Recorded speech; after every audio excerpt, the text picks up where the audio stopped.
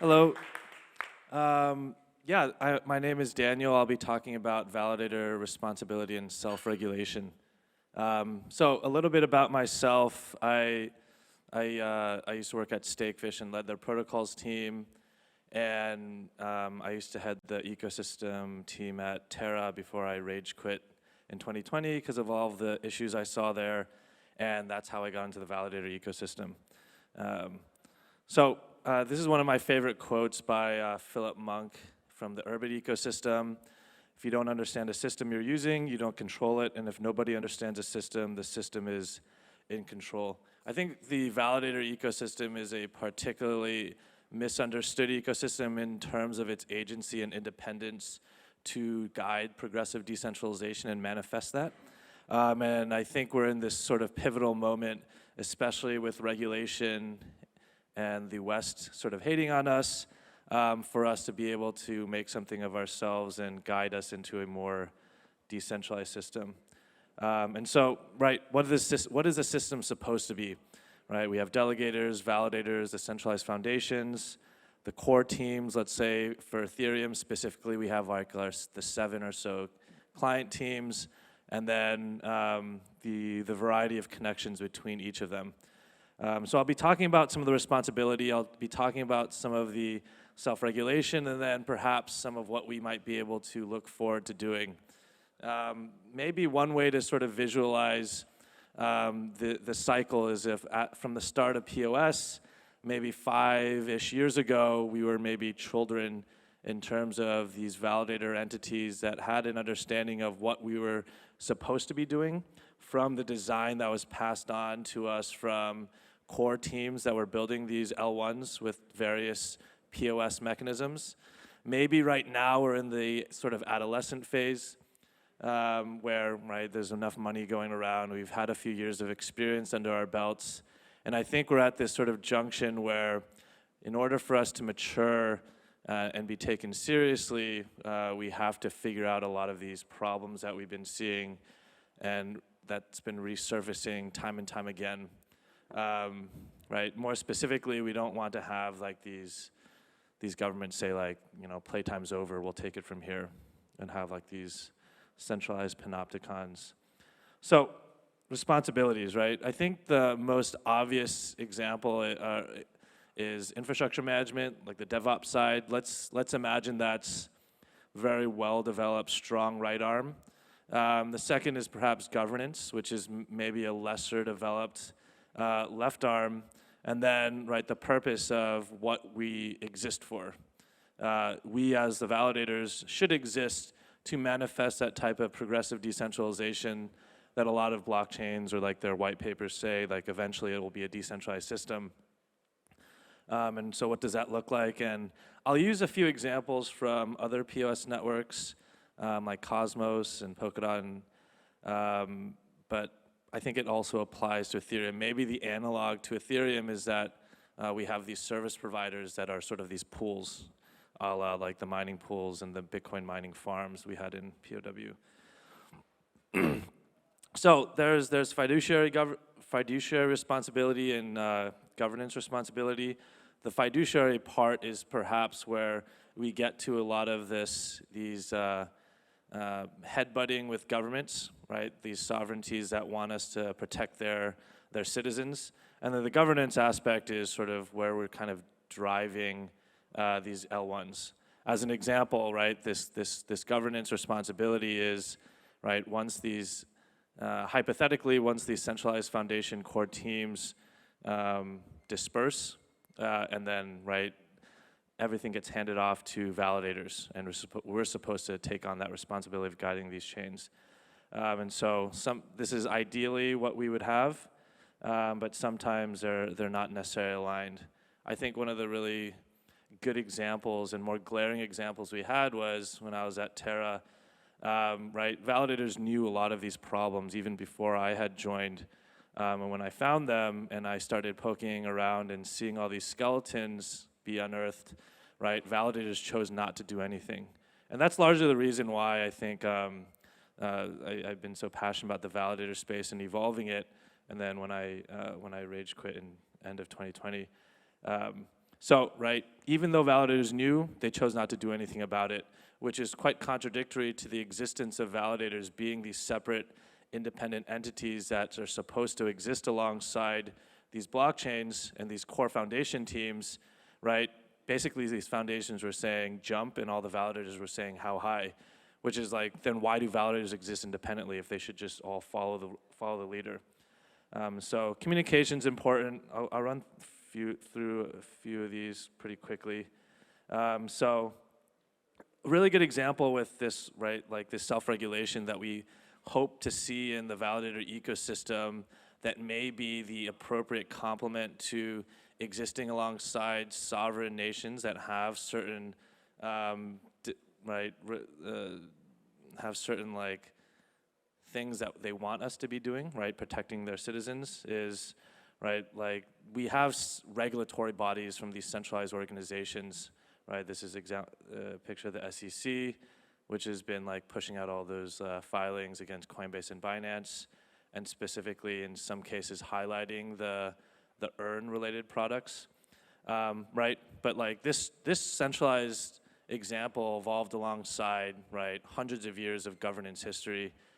And I think what's funny is that, right, none of us claim to be Alexander Hamilton, but we've tried to create like a system, right, without these hundreds of years of experience. Maybe we've had 5, if we're lucky.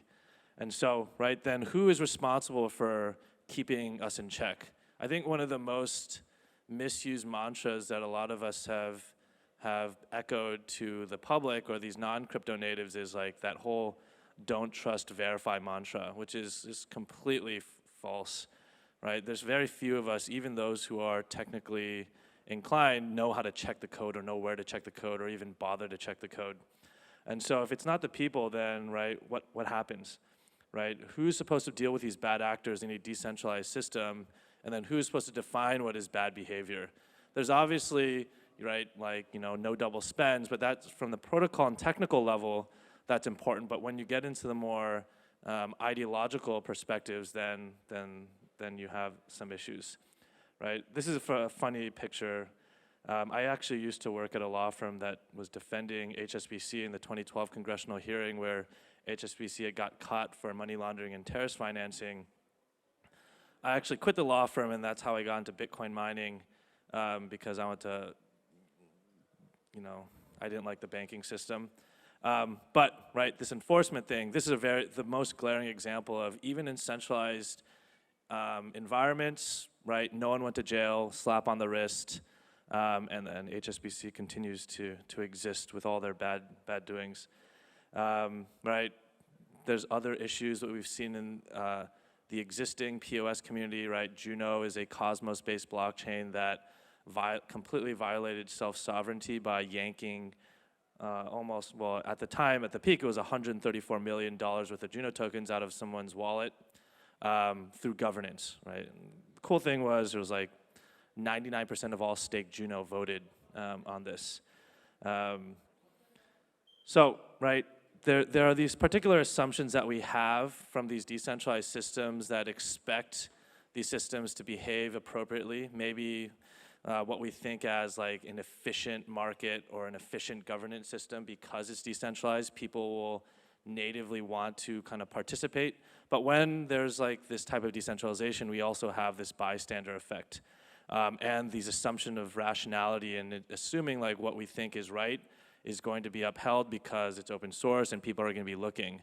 Clearly that wasn't the case, and we have examples like Terra now, right? Most don't care. This is I think these slides will be up sometime, but this is a really good example of this sort of like paternalistic attitude that we had all expected centralized organizations or regulatory regimes to protect us with, and then, right, we maybe assume that some of this would be taken up by others in a decentralized system, but that is also very false. False in the sense of, right, like there's not really good mechanisms for that to occur. And the type of people, let's say, for example, the infrastructure service providers, AKA validators, who have the opportunity to do something literally on chain and coordinate, most of them are barely surviving, right? right, maybe the usual suspect validators who are the larger ones have the ability and the time and the money to direct towards initiatives like this. The rest of the validators that are outside the top 10, for example, they're just struggling to keep the lights on. And so examples are, right, we can have activist shorting that come from outside infrastructure providers. We can have cancel culture, right, and then this is like post crash cancel culture or post-exploit cancel culture. And then, right, like right, if you go back to here, like the types of people that then, if we don't have these types of mechanisms from sophisticated actors to support these ecosystems, we have like we have to deal with like the people, right? Because the community makes up the ecosystem in terms of like the governance or applying pressure to particular teams to change the chain. This is a really good example. I don't know if you recognize him, but his name is Luciano Maggi, who is a Juventus director who had been caught, right, intimidating refs, like locking them up, like, you know, fixing games. The interesting thing about this was that like the fans loved him still, even though there was clearly wrongdoing. And so that's, I think, some parts of the dilemma, which I think we're familiar with, like this sort of bag holder's dilemma, even though there's like a shit token, or you know it's horrible, or you know there's something wrong going on, you have so much invested in the success of that project, or in this case the team, that, right, maybe what is right or wrong, it becomes subjective, obviously not to the outside world. That's again mob rule that we have. This is an example of what we had when in 2014 when we had no strict or very clarified controls or standards for how we dealt with catastrophic failure in our systems. Ghash was a mining pool at the time that had exceeded 51% in its mining hash power that was directed to it, and they literally just like shut down the front end of their website so that no mining farms could contribute to it. And that was like a really bad case of what the hell are we doing? And so this case, right, we have tyranny of the devs versus tyranny of the majority. Right, this is the type of governance that we have. I'm gonna go quickly through here. So I think what we can kind of look for in terms of like this sort of maturation step for our industry as infrastructure providers or validators who have the opportunity, or even what we would say a mandate to guide these ecosystems, is that we have to figure out what to do when shit hits the fan. And this is a really clear example of what shit hitting the fan, right? The West is completely antagonistic towards crypto, and we have here, right, Gary Gensler declaring war on all these centralized exchanges, and you know, coincidentally, him highlighting staking and earning yields as a point of contention for what is deemed a security or not. And so, right, we have certain options, and this is a very abstracted one, right? Like three very like abstracted examples, like we die, right? Like crypto dies, right? And we all fall under some like centralized panopticon chain, right? Like USDC. We go dark. We all go anonymous, like, right? Like the last line of, let's say, defense in terms of who's going to power these blockchains are not necessarily the token holders, but people like us who power these nodes, right? Where do we power them? Do we power them in data centers, bare metal in our basements, in cloud servers that are ultimately beholden to particular regulatory regimes where they're located? Or we find a way to, which is not necessarily the most ideal option, but perhaps the most immediate option, we have to self-regulate. This is like a funny picture I made with Midjourney, where it's like, you know, the adults are coming and telling us like, what have you done in your sandbox? And if we have nothing to show for it, then it's like, you know, they're gonna take it from there, right? And so this is an example of Fed chain. Well, this is supposed to be a video, but I don't know how to play it. But this is a scene from Mr. Robot. Are you able to When we control the ledger and the mining servers, we are the authority. I will make sure you have visibility into every single wallet that's open, every loan, every transaction. This is a clip from, I think, like the 4th season of Mr. Robot, where they were talking about eCoin, where it's like a centralized, centrally controlled ledger that everyone has access, they have access to, right? Backdoors, et cetera, which is pretty antithetical to like why crypto exists as a permissionless system. And so that's example if we're dead. This is example when we go dark, are we gonna all live under caves and you know, have like machines strapped to our backs and, you know, carry on the good fight? But, right, like people like me, I don't want to live like that. You know, I like living in normal society. And then there's an opportunity to, this is like a corny slide, but like self-regulate. And what that potentially means is we have to figure out a way of, right, no offense against like the network state thesis, but everyone lives somewhere. We all have to, as infrastructure providers, host our infrastructure in some legal territory around the world. We're not seasteading on, you know, on these like abandoned oil rigs, right? Like we are beholden to someone. And so in order for us to make sure that we protect some of these principles as infrastructure providers of where we decide to host, like cloud providers, data centers, et cetera, we need to figure out a way of like not just being obliterated, right? And so, right, when it comes to the responsibilities and engaging some of these institutions or regulatory authorities, we have, right, delegators have to take apart validators and core teams, and where in particular, like the validators are the ones that continue to exist, right? L1s will come and go, right? And we've seen them come and go, but validators are always there, kind of learning those lessons, right? Communication has failed, right? Allowing people to engage has failed, right? Like validators trying to engage with the community on Twitter is like yelling into a storm, that's failed, right? And so like we're beginning to see like validators rise up as a class, right? And FINRA is a good example, not the perfect example of what potentially we might be able to see when there is this type of self-regulation that exists to allow like this sort of like interplay. FINRA is a non-governmental organization that is a consortium of financial institutions in the United States that has the ability to self-regulate and enforce each other, that the government allows sort of like hands-off approaches.